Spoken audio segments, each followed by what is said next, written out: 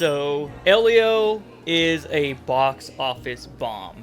And at first glance, there's a lot of things that could be really said about that. You know, is this a Pixar problem? Is this an economy problem? I mean, what's the issue here? Why is a movie like Elio bombing at the box office? Is originality dead? Can the only successful box office Pixar film be another sequel, a Toy Story 5? I kind of wanted to dive into it after seeing Elio.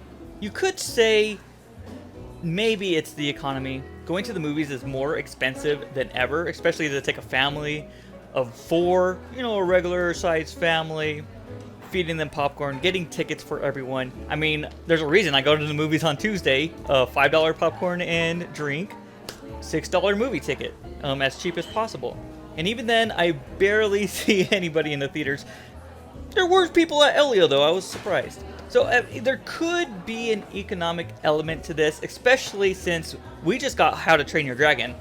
Families already went out to see that. That movie was a success critically and financially. So maybe families are just a little burned. We just took everyone out last week. Do we really have to go out again this week?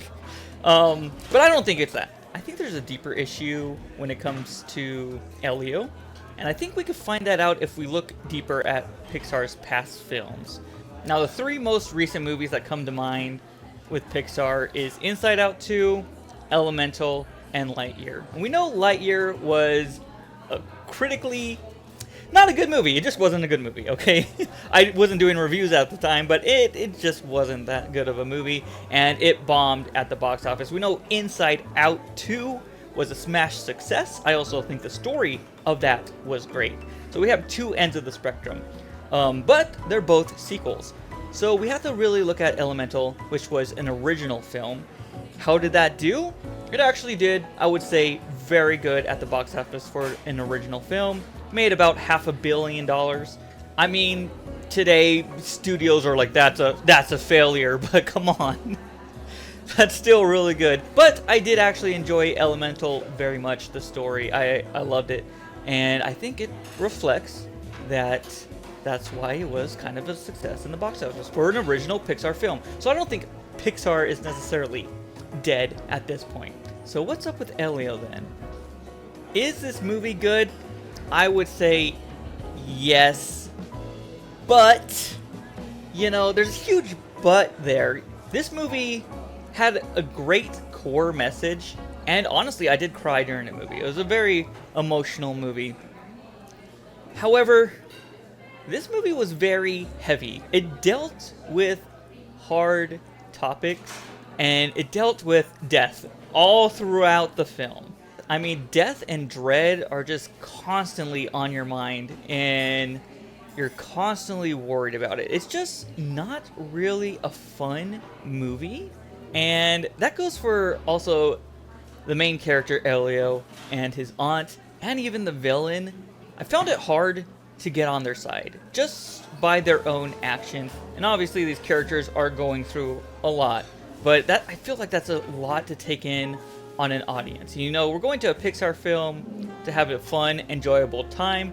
Yeah, there's going to be conflict, but you shouldn't feel like you're constantly uncomfortable. You don't know where it's going. It's not necessarily funny. It's not having a good time. There are some moments, I'm sure the kids will love this, but part of the Pixar magic is not only kids love these movies, but also adults love them too. And getting through this was a chore. It wasn't a good, fun, easy experience. There's a good message there, a great message in this film, but it's just not fun getting there. I do give this movie 4 out of 5 stars. I do really resonate with the message of the film, but that score has a huge asterisk on it, okay? So let's get into the spoilers. To start off the film, obviously, Elio is going through a lot with his parents dying, and his aunt becomes his caretaker, and there's a big conflict between Elio and his aunt throughout the whole thing, and I find it hard to get on either of their sides. Elio is kind of acting like a brat, and to a degree, It's warranted. I mean, he's feeling rather alone. He's lost his parents. It's a big thing. It's a huge thing. But he just doesn't care about anything or anyone trying to help him. And it's just, even in the moments where his aunt is trying to help, it's just like, no. It's like, am I supposed to like this kid? But even the aunt, at the same time, she doesn't want to understand Elio. She doesn't want to help Elio in the way he wants to be helped. So it's just this conflict of like not helping each other at all. You know, there's not even a glimpse of hope. There are so many times in this movie where Elio has a vision of his aunt or sees like a camera or whatever, and he's like, I don't care. And it's like, show something? Maybe show a little hint? Maybe the hint was there and I wasn't getting it? But it just didn't seem like Elio ever cared, and neither did his aunt at all throughout the whole film. And it does get a little fun when Elio first arrives at the space station and he's learning about all the aliens and he's seeing all the things, and it's fun and enjoyable then. But then it kind of comes to a screeching halt when we introduce the villain. And from that point on, it's like, yeah, they're all gonna die. How's Elio gonna do this? Elio doesn't even care about going home. He wants to stay here forever. And it's like, you still have your family back home, your aunt, who is sacrificing her job opportunities, even though she's not really accepting him for being into space and all of this. But from that point on, it's like, okay, I feel kind of anxious watching this movie. And really, it's like, they don't change who they are until the aunt, like, literally gets contacted by aliens. Literally gets contacted by aliens, and then she's like, oh, okay, I guess I'll change my mind. And the same with Elio. He has to literally see his aunt, like, trying to contact aliens and saying, I am all alone, for him to finally understand, oh, you're also alone. You know, maybe I should be nice to you. And yet, there's a touching moment. And the core message, are we alone in the universe? It's like, no, we're not alone. There's always people out there. No matter what happens, we just have to find them. But even then, after that core message is like out there in your face, it's just like, well, they only accepted each other once it was convenient to them, you know? And it's like, I feel like we should accept people for how they are, you know? Elio should have been a little nicer to his aunt at least some point, you know, before he left. And his aunt should have tried to understand to some degree. And I feel like it was like, no, I don't accept it, I don't accept it, I don't accept it. Oh, now there's actual, like, some sort of scientific proven point. Okay, I guess I'll come around to it. And it's just like, ugh. Really? So I kind of struggled with this film. Like, yeah, I love the message of it.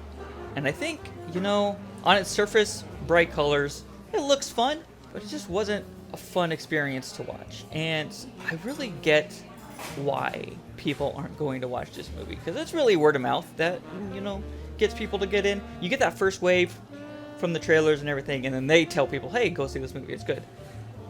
And I don't feel like we're getting that because, like, don't go see this movie because it's emotionally taxing in the wrong ways. But yeah, I'm very conflicted.